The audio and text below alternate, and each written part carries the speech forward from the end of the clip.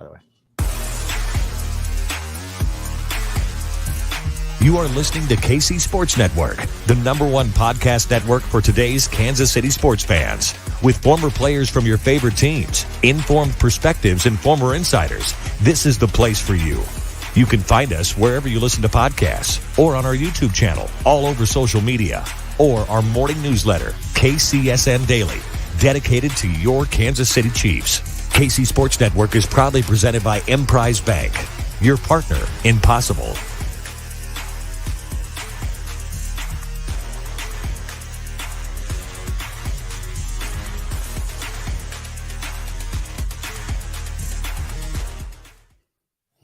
What's up, Chiefs Kingdom? Welcome to another episode of Outside the Trenches. I'm BJ Kissel, joined by my guys every week, Tucker Franklin, our fearless podcast producer at KC Sports Network, and also Nick Leckey, former K-State All-American and Super Bowl champion, 6-year NFL veteran.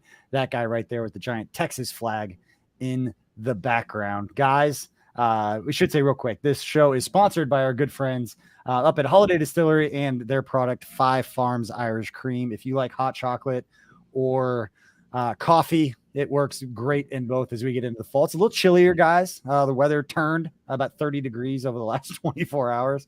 So you know how much I love a little 5 Farms. I might just get a giant straw and put that in this. But appreciate everybody up at Holiday Distillery and their product, 5 Farms. One of my favorites that they got up there. Tucker, how are we doing today? Doing good. We're nearing another game day. We're starting to get into that game week routine.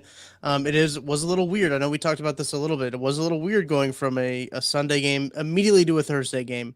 That didn't really help us get into routine, but we're starting to get into that routine again. I'm super excited for this upcoming game and game week and everything we got going on, and just trying to get out all of the best content that we got here at KC Sports Network for you.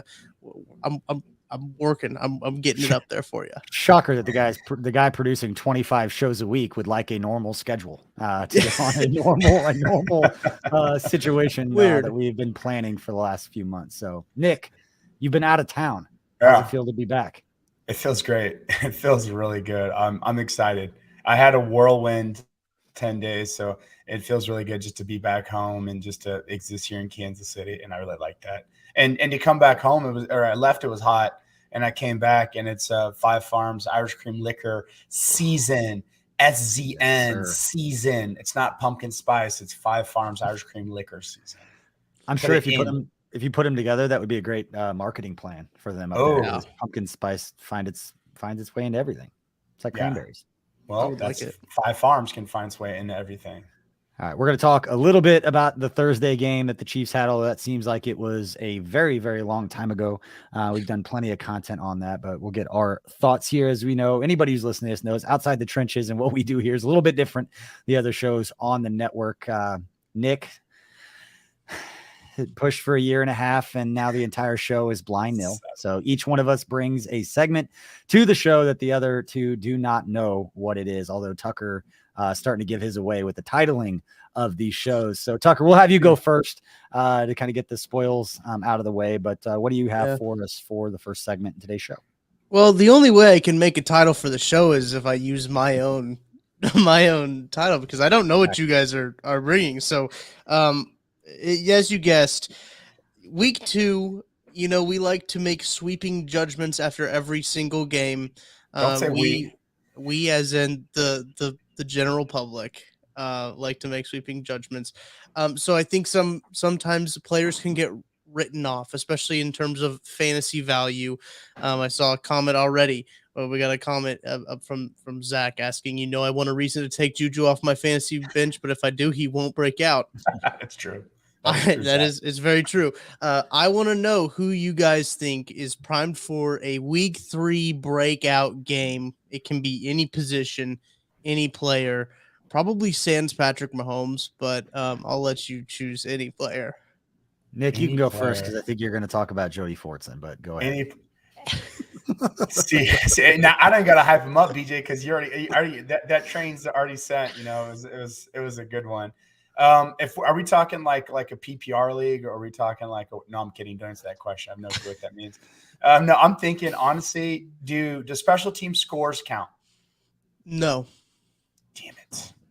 Yeah, Why they do. not? I was just joking. We can make whatever rules we want, Okay. Nick. Go ahead and answer the question however you feel. I'm thinking Sky Moore is going to get a punt return TD.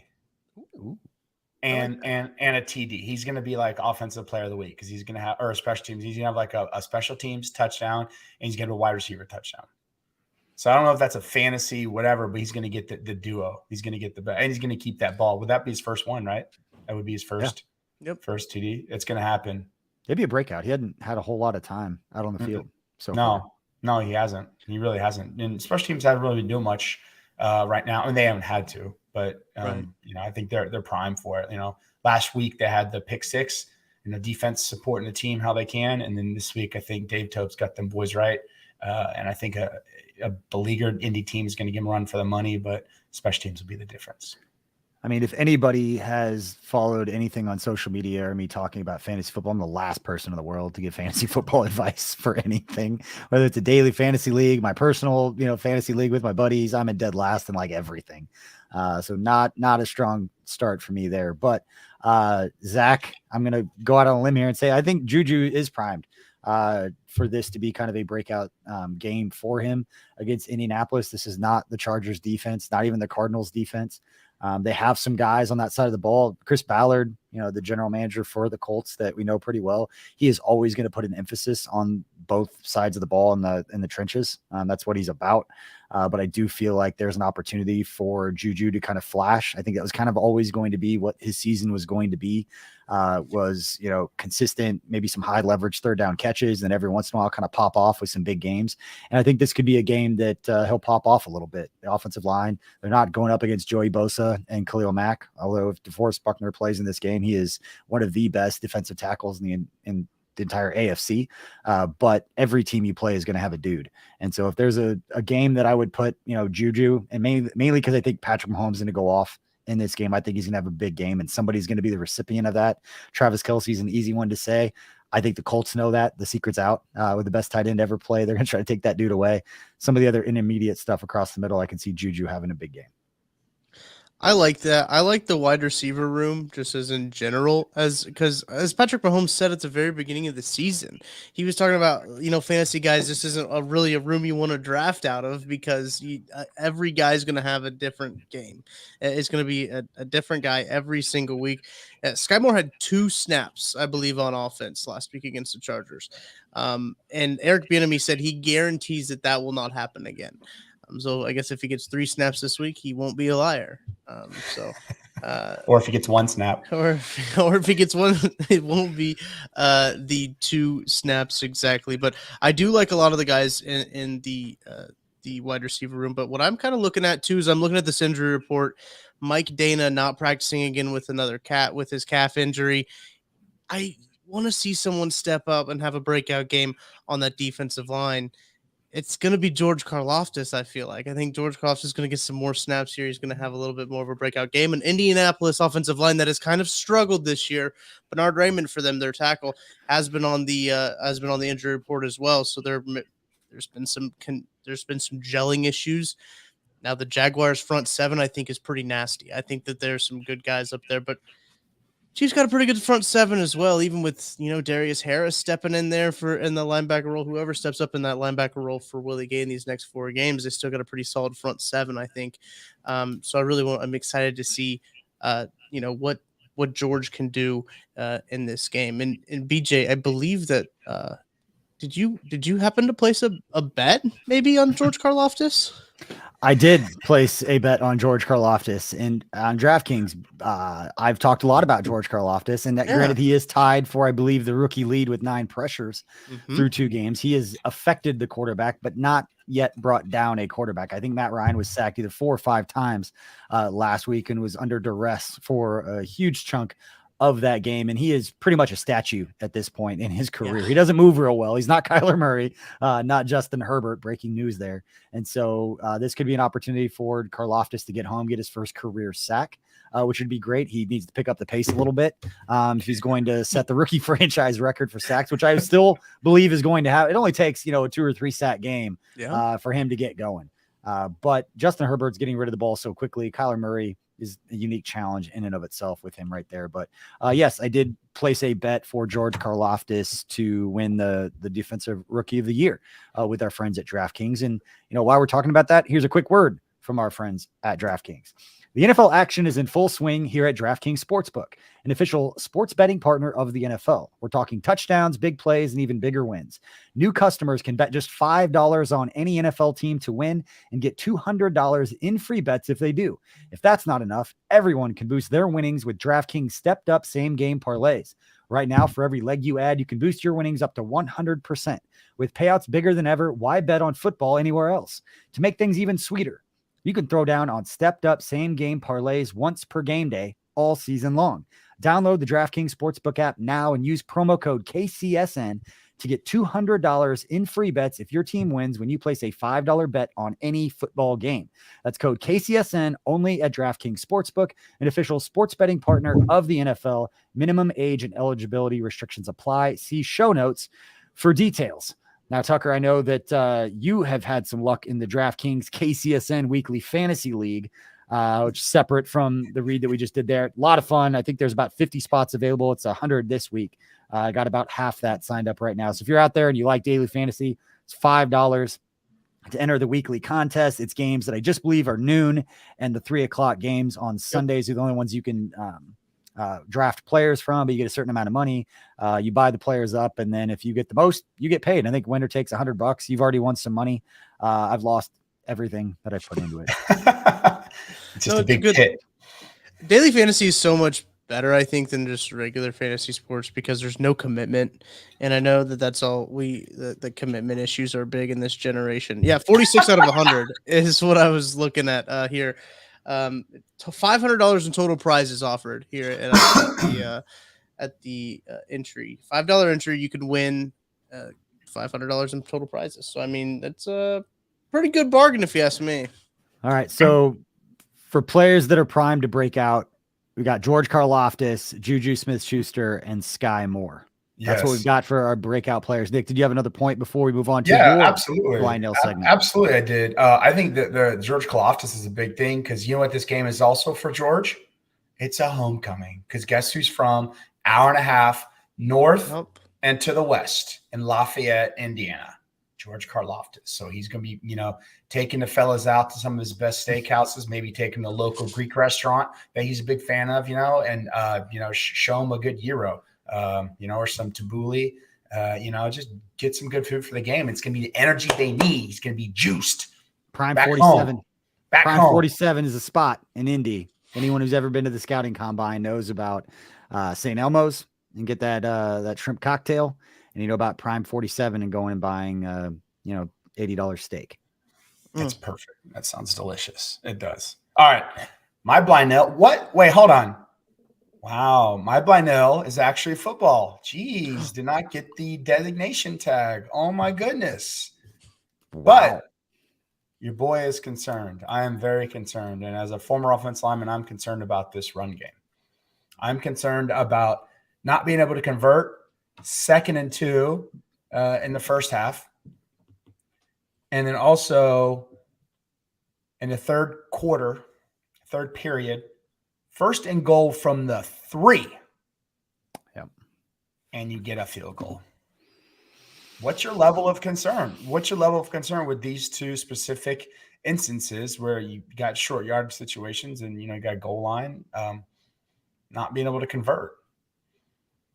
I only have confidence in that fullback little dive play that they run on 4th and short or 3rd and short all the time. It's the only play that really seems to work. Other than that, it's a lot of creativity. And the goal line, they're going to do that little shovel pass to Kelsey. They run all the time. It did not work. I think we've shown it so much at this point that it's not going to work. But, this is a narrative and a conversation that we've had since in the 10 years that Andy Reid has been in Kansas City about running and short yardage. Although now, we've talked about this before. I feel like they have the dudes up front who can move bodies. I think they're better equipped with the power running game to get those 3rd and 4th and shorts. But to your point, didn't execute, so far through 2 games, although I still think that group up front has the ability to do it. Those, back in the years of like Mitch Morse, super athletic, Laurent Duvernay-Tardif, super athletic, not necessarily a maul you and physically just move you out of the way like Trey Smith, Creed Humphrey, like we've seen those guys do to get after it up front. But I would say that it's really high as far as like my worry at this point, because I feel like at least physically we have the guys who can physically do it. Which is a bigger step than I would say, 5 years ago, where it wasn't executing. And I wasn't quite sure that was the skill set of the guys that we had up there. It was more about screen game, getting them out in space and running around and doing a lot of the things to show off their athleticism. Tucker, what do you think? I always think in the red zone, we, especially the last few years, have seen Andy Reid get a little too cute in the red zone. The shovel pass was one of those situations where, that's something that, you've seen them do a whole lot on the goal line, and it's one of those things that's becoming expected now. I know Patrick Mahomes even talked about earlier this week about trying to lobby for quarterback sneaks again, because he wants to do quarterback sneaks again to punch in those short yardage things. Not going to happen. Andy Reid's not going to let that happen. He said it might happen in a playoff game. I even doubt it happens in a playoff game just because of that. But I don't know if I'm necessarily too worried about it. I think – Nick, I'm trying to remember the play that you were talking about. Was it the one with Pacheco? Because it looked like that one might have been a little misread by Pacheco, because there was a little bit of an opening. And there were a couple of times where they did get the holes open, but it wasn't read correctly by the backs. I don't think I'm necessarily worried about it either, because if you talk about some of those guys that they have up front too against the Chargers, now you talk about Bosa and Mack; those are two really good pass rushers. But the guys they had in the middle were really big run stuffers as well. So they had a really good yin to their yang on that defensive line. So I think it'll be okay. I think it'll be good. I'm not, my concern level is very low. I'm not smashing any panic button by any means. Well, Tucker, you were there in the post game in the first quarter, the first drive of the game, when they were driving down and they got cute with the third down, or I think it was a stretch play to McColl. They tried to run some speed to the outside, and Kent went on a little mini rant the first drive of the game. He was not happy about that play call, which was a sign of things to come, where I was like, listen, like, we're early. Let's not talk about that now. But yeah, that was frustrating. But again, every time they're in third or fourth and short and they run that little fullback, but the quarterback opens up and spins, it seems to work every single time. So I would just run that play every single time. Yeah, but at the same time, though, like I'm a big concern, because I saw the Chargers have some success with zone schemes, and then which I think is something the Chiefs need to adopt from Mahomes, because I like the bootleg. I mean, because you can do so much off the bootleg. It slows up defensive ends, and you could build like a little mini package around that, and this line would do great on some bootlegs and outside zones. It'd be fantastic. It'd be really good. Talked about that with Brett Coleman earlier this week when I had him on. He was talking about the outside zone and looking at some of those in-depth stats from Pro Football Focus, and that the Chiefs, I believe, are averaging over 9 yards a carry on outside zone. And I think it was 7 yards a carry on counter, but then on inside zone, they're averaging 3 yards. Okay. They're really struggling on the inside zone, but when they get outside, maybe it's just because that's what Clyde's about, the one cut, get upfield. They've had success with that, and they've obviously the sample size is pretty small. So you bust a 52-yard run in outside zone, you've only run 9 of them. That's really going to skew those numbers. But I level of concern not overly high right now, because again, you put us late in the game in the fourth quarter, and they have to pick up a half a yard for a first down, and they call a play, and we know they're going to run behind Creed and Trey Humphrey. I have more confidence still now, even with a short sample size, because those guys physically have the ability to move bodies, than I would have, say 5 years ago, where I don't know if they physically are able to do that consistently when the other team knows you're running the football. Again, they're going to call an RPO and Patrick Mahomes is going to throw it anyway. But it's not. But to me, that's not the case, because to me, it's not necessarily the O-line. The O-line is built for it. That doesn't make a difference. Is the play going to get called? That's the thing to me. It's like, they want to try to pass on from the second and goal from the 2. And it's like, man, this is Pete Carroll juju all over it. It's like, come on, man, let's run the ball. It's first half of Cincinnati, right? Yeah. It's like, what are you doing? Like, let's just physically run it, man. Get out of there. Yeah. And if you can do something cute, put Chris Jones in there. Yeah, right. Exactly. Put some beef in there. Put Colin Saunders and Chris Jones in the backfield and just get after it. That'd be really good. Run outside zone. with Colin Oh my Saunders. God. Those CBs would be like, no, I'm good. I don't want it. You got it. You got It's a it. business Like, decision. that's a major business decision. Exactly. I cover passes, not set the edge versus Colin Saunders or Chris Jones. That's for damn sure. I'm concerned, but I'm concerned about the coaching and the ability to call those plays and stick with it. I think that's fair, and I think that's a discussion that we've had really a lot, especially with Andy Reid when it comes to the running game, and it does. Last year we got a little concerned about his play calling in the red zone, which I mean I think maybe the concern was warranted at that point. The only thing I've been concerned about was just the overuse of the shovel pass. You're now seeing like other teams use it. I think Russell Wilson and the Broncos ran it. It didn't work well for them either because they can't do anything within the 5-yard line. Their offense just becomes just totally stagnant. But yeah, you put big guys back there, you're gonna notice. Like you're gonna pay attention to those big guys back there when you get on the goal line. And you know what I've been noticing is these strange tall boys located in the bottled water section. I don't know if you guys have seen this. I've been noticing, ones that look like this. And you might be wondering, why is it in there? I'm cracking it open live on the air. This is the Severed Lime Liquid Death. You know, why is it called Liquid Death? Well, because it'll brutally murder your thirst. It says it right there on the can. And their infinitely recyclable tallboy cans are hoping and helping to bring death to plastic bottles. They also donate 10% of the profits from every can sold to help kill plastic pollution. It's phenomenal. It's great stuff. I love it. I'll drink it right now. They've got 4 flavors. A regular still water. They have, which is what BJ's drinking. They have a regular carbonated water. And then they have Severed Lime, which I'm drinking. I've got the Mango Chainsaw right here on my desk. I've got the Bury It All. Bury It Alive is actually. I've got those 3 flavors for Liquid Death. It's really good. I enjoy it. You can get it at your local Woodman, 7-Eleven, Roundy's, or Hy-Vee. I get it at the Hy-Vee right by my house. Or you can find a Liquid Death retailer near you with their store locator tool at liquiddeath.com/KCSN. That's liquiddeath.com/KCSN. Enjoy. I would drink one, but I don't have any of it. I had to find it on my own at the grocery store. You are so upset about this. I am. So I'll bring you salty. I need to murder my thirst. I've got a bunch. All right. I guess I bet you ice cold one of those would be great for a hangover too. Yeah, it does. Yeah. I've never had a tall boy water like this. So it's taken some getting used to of drinking something that should be a beer or the same size as the Bangs. And have it just be like lovely tasting water. A natural progression would be energy drink. Yeah, let's move on to the final segment, which is mine. And it's a little bit football related, getting out there a little bit, not necessarily connecting to the game on Sunday, but we come up with, strange questions or strange would you rather type situations. And, here's one for you guys. If you could take any play in NFL history, and I'll tell you where this is coming from. I saw an ad for the Quantum Leap. They're bringing that show back, and they go back in history and all these like famous things and change them.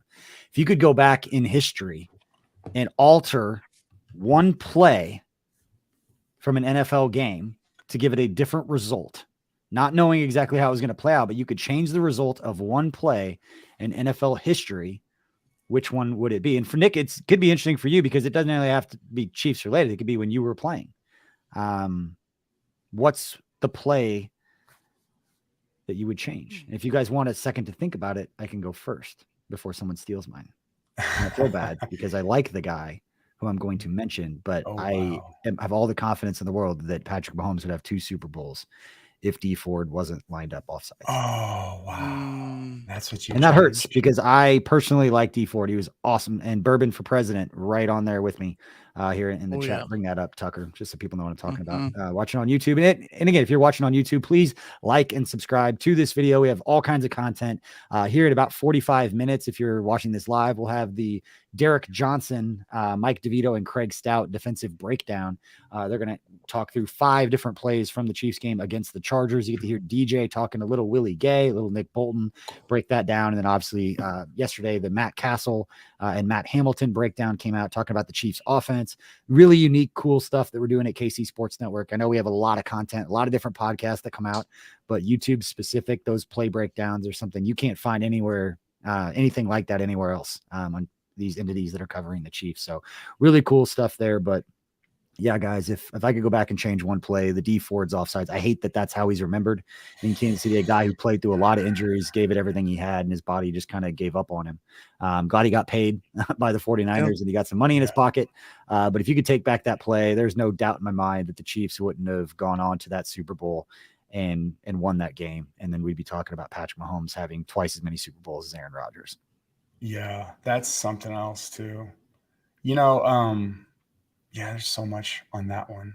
There really is. I love, by the way, that Derek Johnson breaking down Willie Gay. I learned so much when I watched that. That's such a great quick hitter that I want to do. I want to sub for one of those on a center play or a guard play.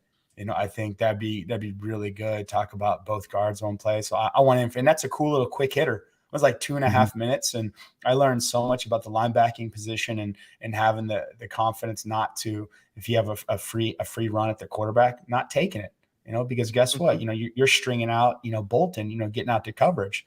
So there's a lot that goes on to defenses that I just thought they just ran into things and smashed it, whatever. All right, Nick. Nick, let's go back. What's the one play that you changed? I am changing history. I am going back to one play that you could put your finger on one play and be like, guess what? This whole thing was a house built on sand, a house of cards. And I'm doing tuck rule Brady, where it's just a sack without the fumble. Like that's what I'm trying to change where they is, I don't know, Romanowski, did he do the sack or did he do the fumble pickup? But I'm doing that play where he grabs him. He grabs him and sacks some or grabs it and it's a fumble. But I'm thinking that they change it to a fumble instead of the tuck rule or whatever. And guess what? Like Oakland goes in not Las Vegas. Oakland goes on to, maybe their Super Bowl outlook changes and stuff like that. And then maybe, that's right. I know it's sacrilegious to say that, but yeah, it is. Because as a diehard Chiefs fan, I'm completely cool with the way that played out. Love it. They have Terry kicking 40 yards to win it in the snow. Love it. It's more anti. What's it called? New England is what that is, and Tom Brady. Yeah. What would have happened? The dynasty. What would have happened? What would have happened?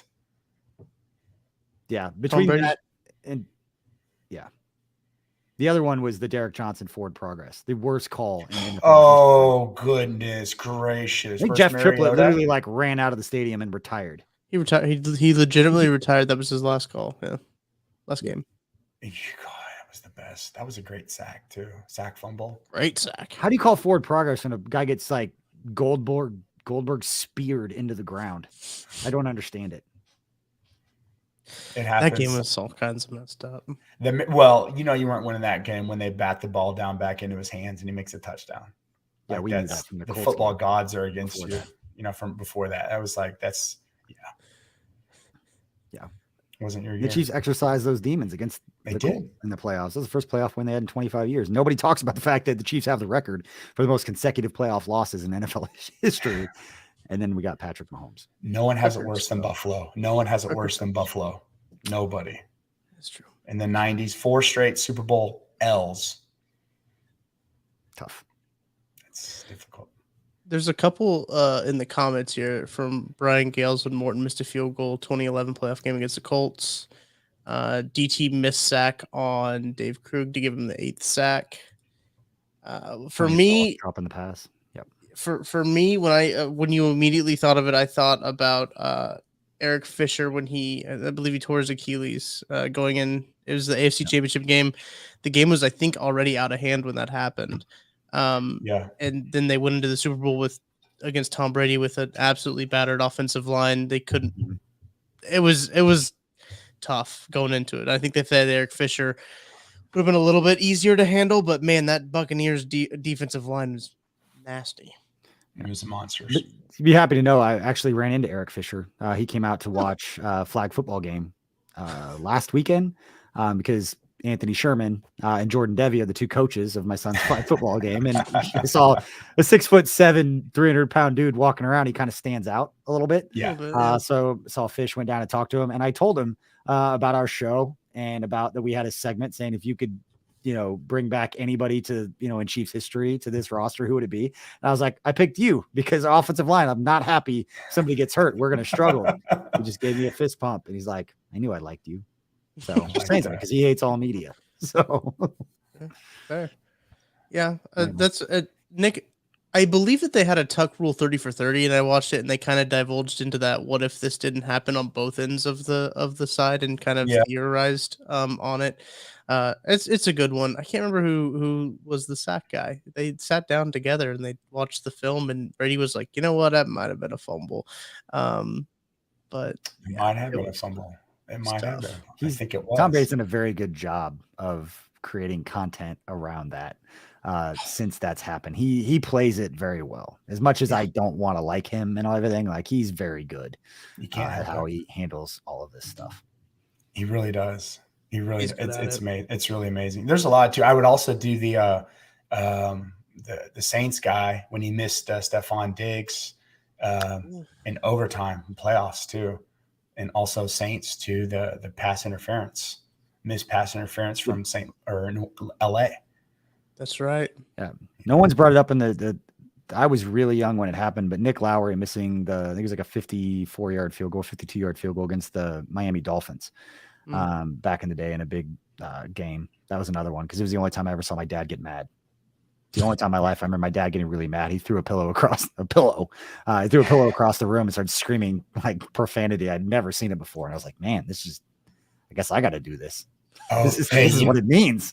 And man, you know what, dude, for my K-Staters, the Michael Bishop fumble in the fourth quarter versus A&M in 98 in the championship game. Because they could have won it. We would have got that first down and ran out the clock, and that's a wrap. And K-State goes on to win a natty in 1998. My first time I ever met Dante Hall was at Will Shields. Tucker, you've heard this story before. Met Dante Hall at Will Shields' Pro Football Hall of Fame party in Canton. It's about 3:30 in the morning. I was talking to Priest Holmes, met him. It was like all the guys I grew up watching. It was just like, oh my God. I was like 7 rum and cokes deep having these conversations with everybody that I grew up watching. Willie Rofe was in there. Just like, this is amazing. And then Dante Hall came over, introduced himself, asked me where I went to school, said K-State. And then I think he immediately assumed that I grew up a K-State fan, which I didn't. But in 1998, he immediately brought up that game. And he goes, you guys were in the stands like cheering Natty and all this crap, and we just kicked the crap out of you. And I was like, that would hurt, and you would be a jerk if I would have been rooting for K-State at that time. So anytime that Texas A&M K-State game from 98 is brought up, I think about Dante Hall talking trash to me about it at 3:30 in the morning within like 30 seconds of meeting him for the first time. That seems about – I played with Dante in St. Louis. Oh, yeah. Wasn't too shy, was he? What's that? Wasn't too shy, was he? No, he was. He was a funny guy. He loved his – that's for damn sure. I think every Chiefs fan at some point has gone into the YouTube rabbit hole of watching highlights of Dante Hall, and it really is just different. Like it's watching him and Barry Sanders are the two guys that with the way they would move. It's just like I could watch highlights of those guys all day long. Tyreek Hill moves like him, where you go backwards to go forwards. That's a Dante Hall move. It really is. That is. He's just pure speed. Like it's all great. But we appreciate everybody for watching on YouTube or whether you're listening to the podcast afterwards. We appreciate all of your support as we let's talk a little predictions and projections for what we think is going to go on Sunday. Nick, what do you see happening on Sunday between the Chiefs and Colts? Man, I honestly think that the Colts and Matt Ryan and Jonathan Taylor, they might go off. I think this could be, as weird as that sounds, I know they got blanked. Anytime a team gets blanked, a couple of weeks ago or whenever that was, what did they do? They tied and got blanked, or was it blanked or tie then blank? Tie then blank. Oh, Listen, there's some pissed off human beings over there. So I think they're looking to take out some aggression this week. So I think it's if you're this, what's the over under? I'd take the over because I think 49.5. Indianapolis will put up some points this week, especially, they're going to try and run the ball with Willie Gay, the run stopping linebacker, not being there. And Jonathan Taylor is their workhorse. And then, Matt Ryan will be able to slide in beneath that. So I'm thinking it'll be 31-41 in favor of the boys in white and red. There's been some movement on the line and the over-under. It's at 50.5 now for the over-under, and the line is now at 5.5 in favor for the Chiefs. Mm-hmm. It started at 3.5 and then got up to 7, and now it's back to 5. Wow. It's projected that Michael Pittman will play, Alec Pierce will play. Those were two guys that did not play for them against the Jaguars, which were two pretty big pieces of their offense. Shaq Leonard is projected to play, so is Zaire Franklin. Another big piece, Grover Stewart, I believe is his last name. I just know his first name. Just call him by Grover. Dude's a stud. He'll be active and playing as well as anticipated. So they're getting a lot of guys back off of the injury report, and that could make this game a little bit closer. Nick, as you mentioned, man, we've talked about this a lot on KC Sports Network, on KCSN Update. You don't really want to mess with a team that's been backed into a corner like the way that they have, or been embarrassed as they have. So it's a little worrisome, I think. And this could be potentially a trap game. I know I've seen a lot of people throw that term out there. I don't really necessarily. Well, in the NFL, it's every team's a good team, so it doesn't feel like there should be a trap game. But this could be a trap game. I can't remember who the Chiefs have next week. So if anyone remembers that would be Sunday at noon. Also, it's a trap game, by the way. Sunday at noon. Bucks. Sunday noon is a trap game. Sunday noon is a total trap game. I promise. Sunday noon after 10 days of rest. I believe I saw a tweet. I think it was from Matt Derrick. That was about the Chiefs after a mini bye. I believe Andy Reid is only 5-5 after a mini bye. So which was very shocking to me when I saw that because of how good Andy Reid is after a regular bye week. So Chiefs do play the Buccaneers after this week. So yeah, that's this is looking like it could be a trap game. It has all the makings for it. BJ's not buying it. He's not buying it. He is not buying it at all. Listen, I could get really fired up and I could have all the motivation in the world. And if I step out on the field against a team that's significantly better than me and has all the things going for it to not drop games like this with the schedule they have, I don't think this game is going to be close. I think those natural thoughts of trap game, they overlook this and that. We saw the Chiefs come out and struggle against the Chargers because it's the freaking Chargers defense. They're not facing Joey Bosa, Khalil Mack. And you look at the Colts, and their biggest problem is that their two best players are a middle linebacker and a guard. Yeah. Like, that's a problem. The running back wasn't all pro though. He's a stud. Yeah. He's good, but you can't do much at a running back position. And it's not really going to matter when they can't stop the Chiefs and they're up 21-3 in the first quarter. So I don't think this game is going to be close. I think that there are a lot of times where there could be trap games and all this. They're early in the season. They have a little bit of a bye. They have some doubters still. And that, Nick, we've talked about it all offseason, all the chips and all the shit that's been said about them. I don't think this early in the season they're going to forget that. And I think it will be reminded to them that they may drop a game to the Bills. They may drop a game to the Chargers on the road later in the season. So you can't lose games like playing the Colts. You come out, I understand they're going to be fired up. You talk about not, wanting to face embarrassed professional athletes, all that stuff. It doesn't matter when you're that much better. Chiefs go out and play a B- game and they're still going to boat race the Colts. And I can say these things because I don't have to go and play, but we're significantly more talented than they are. Michael Pittman coming back is a problem. But again, Michael Pittman is not Mike Williams. So even though he's really good, it's not the same level of issues they're going to be facing. And they're facing a quarterback that is a complete statue. And Matt Ryan, who I looked it up, was sacked 5 times last week. And so Carlos Dunlap, if Mike Dana doesn't play in this game, it's a great opportunity for Carlos Dunlap to get after it, make an impact. And this could be a big game for George Karlaftis, who, Tucker, you mentioned earlier. Breakout game, some would say. It's a trap game. No, I do think that it very much has the makings of a trap game. Do I think it will be a trap game? I don't know. I do. Would we like to put a little wager on this one? Does anyone think it's going to be within one possession? No, I don't think so. Yes. Do you think it's going to be a one possession game? I think it's going to be 41 to no, it's going to be 41 to what's 8? Can we do 8? Is 8 a possession? Yeah. Or is it just 7? You can score 8 points. The final score within one possession. So if this Chiefs scores 41, 8. You're saying that they're going to score. You think the Colts are going to score 33 points? Yeah, 100%. 100%. I think you're underestimating how well the Chargers ran the ball versus the Chiefs. I really do. I really do. The Chargers really ran the ball well. But they have a threat of throwing the football down the field with a nice, good young quarterback. Matt Ryan has not shown the ability to do that. And I was a big Matt Ryan fan. I thought the Colts were going to be significantly better because their defense had been so good over the last few years that the thing that holding them back was quarterback play. So you bring in a veteran quarterback, you get that figured out, you'll be a little bit better. This game is not going to be within 2 possessions. I don't think it's going to be that close. Nick, if the Colts score more than 30 points, then let's figure out a wager. This is live, so we got to figure this out. Okay, figure out a wager. The Colts are not scoring more than 30 points. So that's the wager, right? The over under at 29.5. So if the team what the total, Colts score. Right. Team total. Yeah. 29.5. Colts, let's do that one. All right. Yeah. What do you want to bet, Nick? We'll figure out something. We'll give you. Someone's got to wear something on this show. You have to wear something. So it could be like something embarrassing, like a funny hat, or like a woman's T-shirt, something like a tank top, or yeah. I don't want to pick things that you would love to do anyway. I don't love to do those things. Just playing. All right, we'll figure out something. We'll figure this out. 29.5 is the line. Okay, the over under. I am taking the under. 29.5, and that's Colts. Colts team total 29.5. Let's do team total. I want some extra special teams. It's going to be wearing something embarrassing. We'll just do a blanket statement like that. Yes. Deal. All right. I can get you the odds on that 29.5, by the way, if you want them real quick. Can find that team total. Bet it on DraftKings. Can we do that?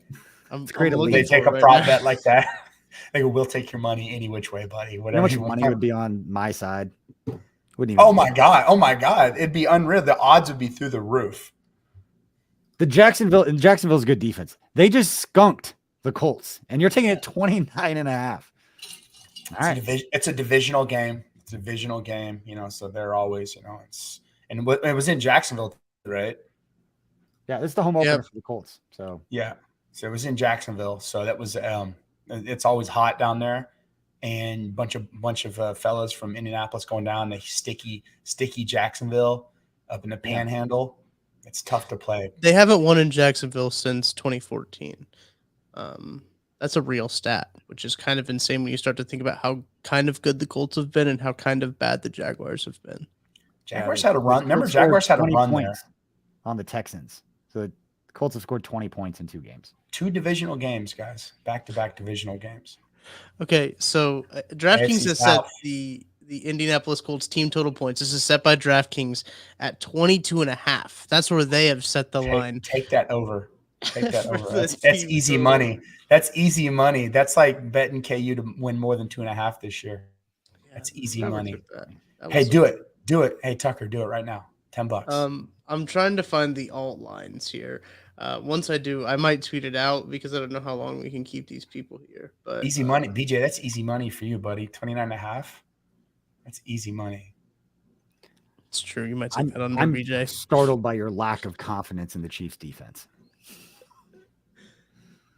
Listen, like I said, you got a team that's pissed off, right? And guess what? This will be the only time they offensive breakout all year. Then they shut it down like a hibernating bear for the rest of the season.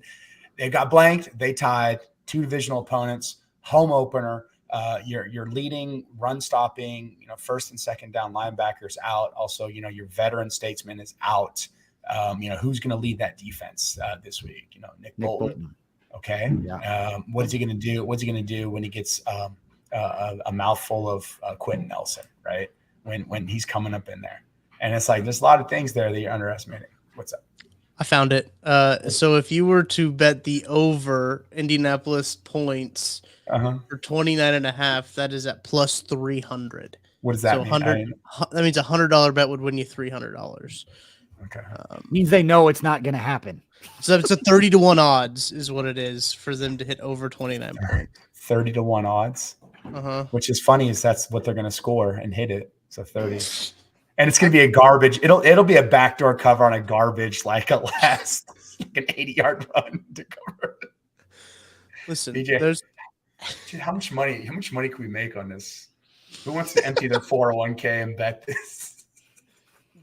the under has better odds at 12.5. Under 12.5 points minus 800, which means it's 1 to 80 odds that it will happen. They know they're going to line up the scoreboard. No, it means the opposite. I have no clue what that means. It means they know that the Colts are not great, and they could be as pissed off as they want, but being pissed off and running out there without a lot of talent is really going to matter if the Chiefs are locked in and ready to go. And to Tucker's point, George Karlaftis is just going to wreck house with, I'm sure, a lot of his friends and family in the stands. Growing up, and technically he grew up a lot further east in Greece. A little bit further. Until he was like, what, 14? On the U.S. side of the Greece water polo team, the goalie. It's amazing. That sport's no joke, man. Every year I watched in the Olympics, I'm like, I would die playing this. The underwater camera alone looks like prison pool. That's what it does. I wish I was 88. I wish I was. I am stone sober right now. All right. We're going to make that the teaser for this one out on social media. I'm just going to get Nick's mentions all fired up and give him, for what, week one, it was Pro Football Focus, had the target on their back, and then the Willie Gay suspension everybody's been all up in arms about, considering we don't know what happened. But anyway, appreciate everybody for tuning in to this episode of Outside the Trenches.